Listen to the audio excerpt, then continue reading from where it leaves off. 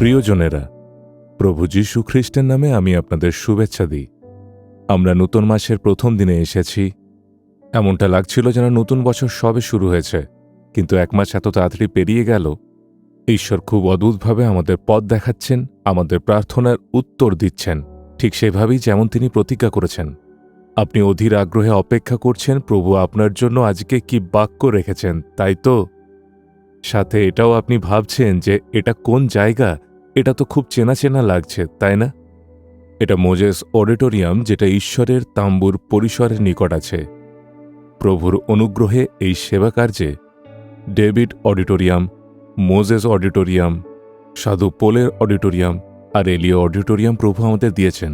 এই হলগুলিতে বিভিন্ন ধরনের সেবাকাজ গুরুত্বপূর্ণভাবে নিয়মিত চলতেই থাকে। সেগুলির মধ্যে একটি হল মোজেস অডিটোরিয়াম। এই অডিটোরিয়াম থেকেই আসুন প্রার্থনা করি অনুষ্ঠানটি সরাসরি সম্প্রচারিত হয়। এই হলে উপবাস প্রার্থনা এবং প্রার্থনা শিবিরও আয়োজন করা হয়ে থাকে। অদ্ভুত পর্ব অনুষ্ঠানটিও এখানেই হয়, আর এর সরাসরি সম্প্রচার এখান থেকেই করা হয়ে থাকে। এখান থেকেই আমি ঈশ্বরের বাক্য প্রচার করি এবং প্রার্থনা করি। আমি এখনও সেই হলেই। যখন আপনি এখানে আসবেন এই হলটি আপনি দেখতে পাবেন, ঠিক আছে?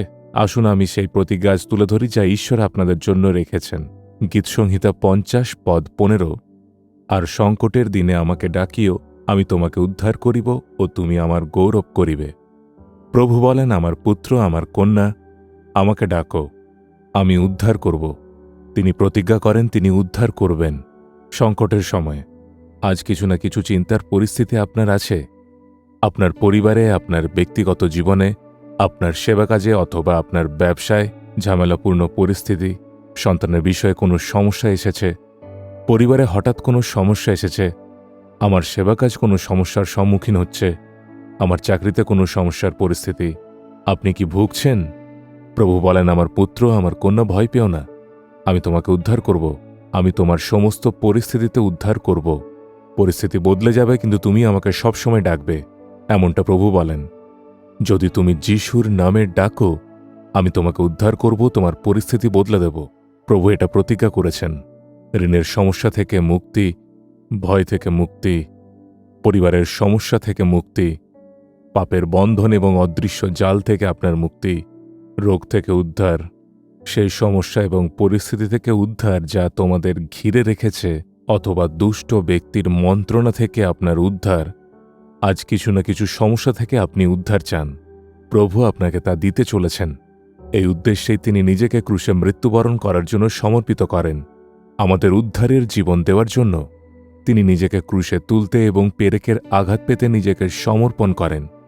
প্রভু যীশু নিজেকে সেই ক্রুশে দাসের মতো সমর্পিত করার কারণ ছিল যাতে আমরা অত্যধিক আনন্দ এবং মুক্তি পাই, যে তা বিশ্বাস করে ঘোষণা করে, প্রভু যীশু, তুমি আমার জন্য ক্রুশে একজন দাসের মতো মৃত্যুবরণ করেছ, তুমি মৃত্যুকে জয় করে পুনরুত্থিত হয়েছ। আমি উদ্ধার পেতে চাই প্রভু। বিশেষভাবে বলুন আপনি কি বিষয়ে উদ্ধার পেতে চান, সেই চমৎকার আপনার জীবনে হবে। নিজের হাত আপনার হৃদয়ে রাখুন এবং স্পষ্টভাবে সেই বিষয়কে বলুন যা থেকে আপনি উদ্ধার চান। সেটা কি আপনার সন্তান, চাকরি বা সেবার সাথে যুক্ত, বা সেটা কি কোনো ঋণের সমস্যা, অসুস্থতা বা শয়তানি, ভয় বা অবসন্নতা? স্পষ্টভাবে বলুন আপনি কি বিষয়ে উদ্ধার চান। প্রিয় প্রভু যীশু, এই সন্তান প্রার্থনা করছেন, এই সন্ততি প্রার্থনা করছেন। তুমি কি প্রতিজ্ঞা করনি তোমাকে ডাকলে তুমি উদ্ধার করবে? দেখো, এই সন্তান তোমাকে ডাকছে, এই সন্ততি তোমাকে ডাকছে। উদ্ধারের জন্য তারা প্রার্থনা করছে। তাদের সমস্যায় এই মুহূর্তে তুমি এক চমৎকারকে সাধন করো, তাদের উদ্ধার দাও, পরিবর্তনের সাক্ষী করো এবং তাদের আনন্দিত করো, যেন তারা তোমার মহিমা করতে পারে। হে প্রভু, এখনই এই মুহূর্তে কোনো চমৎকার করো। যীশু খ্রিস্টের নামে আমি প্রার্থনা করি, amen, amen. Jesus redeems Bengali YouTube চ্যানেলটি সাবস্ক্রাইব করুন, বেল আইকনটি ক্লিক করুন আমাদের প্রতিদিনের নতুন প্রোগ্রাম সম্পর্কে আপডেট পেতে।